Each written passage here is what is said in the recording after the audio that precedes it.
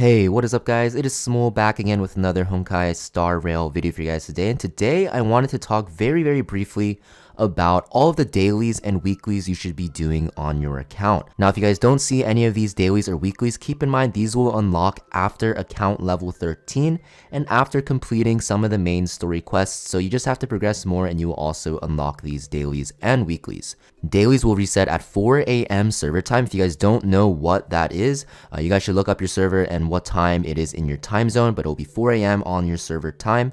And also weeklies will also reset at 4 a.m. server time on Mondays. So mark that down your calendar and make sure you guys do your dailies and weeklies because as you're going to see when I tell you, these have some crazy rewards you don't want to miss out on. The first of the dailies is going to be the daily login or check-in bonus. Now this is going to have two separate parts. The first one is going to be in the top right here where I'm clicking in the travel log.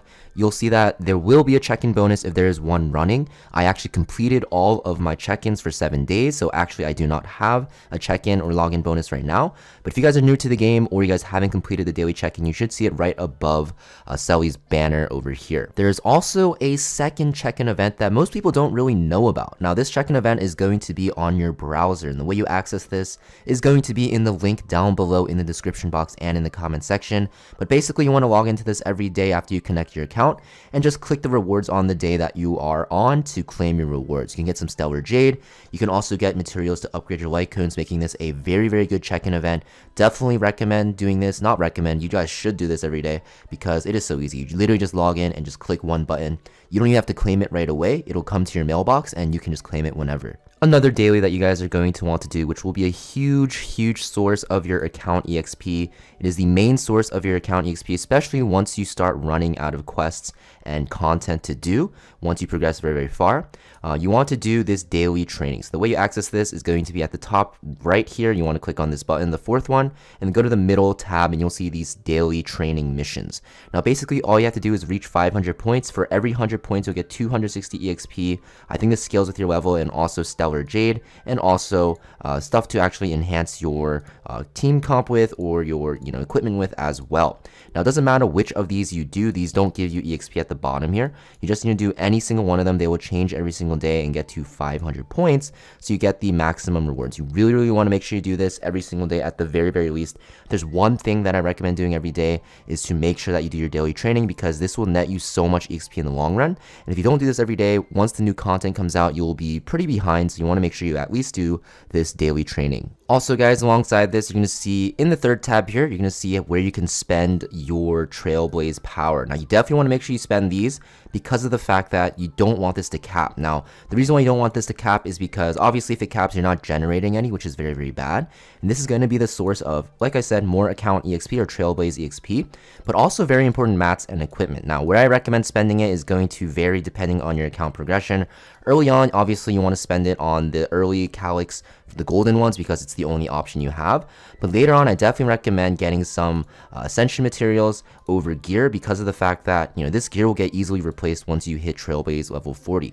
However, if you were struggling in Simulated Universe and you don't have good sets yet, such as like for your tanks, you don't have like the damage reduction set, or for your Selly, you don't have your quantum damage set, then I definitely recommend spending some of your Trailblaze power here. Just keep in mind, this equipment will get eventually replaced by 5-star relics, so nothing too crazy to get here. Whereas ascension materials, these don't really, get outscaled, right? You'll always use these no matter what.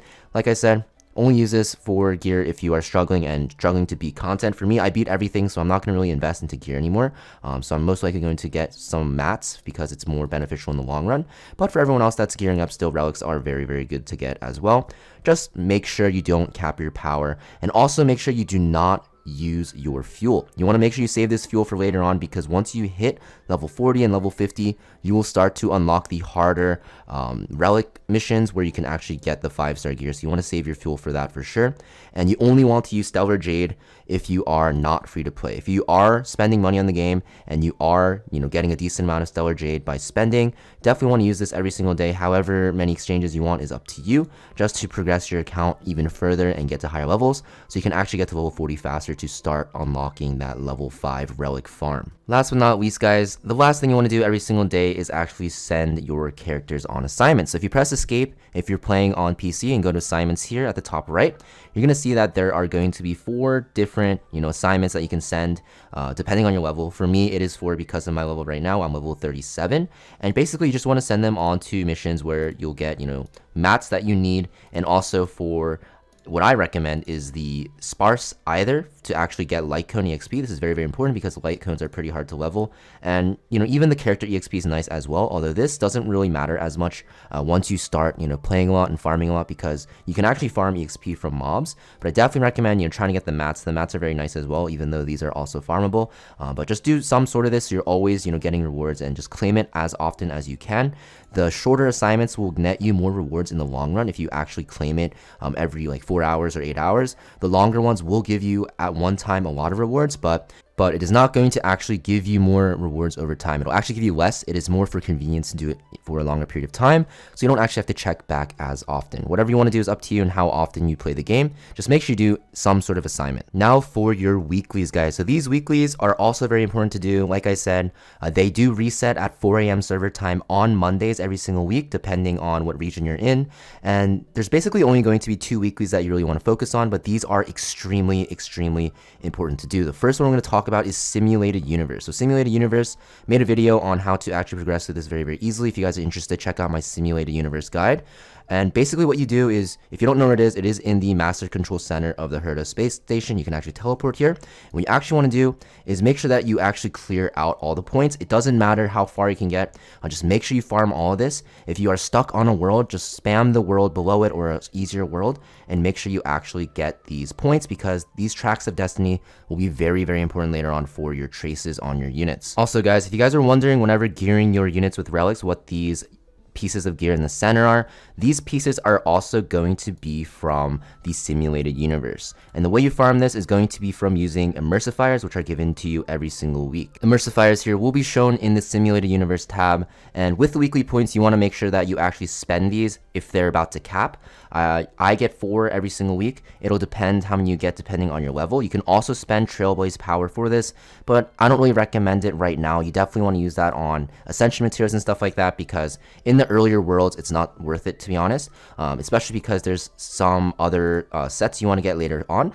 But these pieces are very, very good. You can even see if you get to World 6, which is the hardest world available right now, you can even get some 5-star pieces of gear here. Even for World 5, you can as well.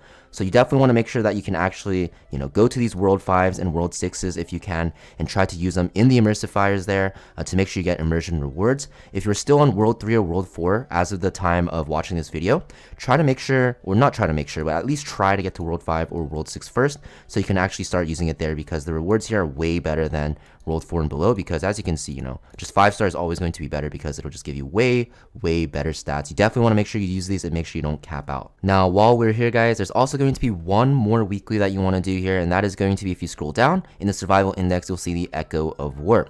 So you can see that you can claim these rewards 3 times a week. You want to definitely make sure you do this every single week, because this will give you very, very important materials for your traces. These traces are very important to unlock, especially for your key units, because it'll give you bonus abilities.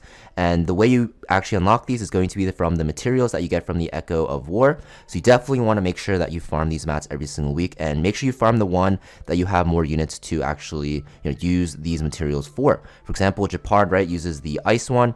And also, if I wanted to unlock a trace for Serval, for example, she also uses the ice one, so it makes more sense to farm the Guardian's Lament trace material. So you definitely want to make sure you do this every single week. Doesn't really matter which ones you do, but obviously you want to use or do the ones that will give you materials that you can use the soonest. That's pretty much it for this video though, guys. I hope you guys found this video helpful in telling you what to do for your dailies and weeklies.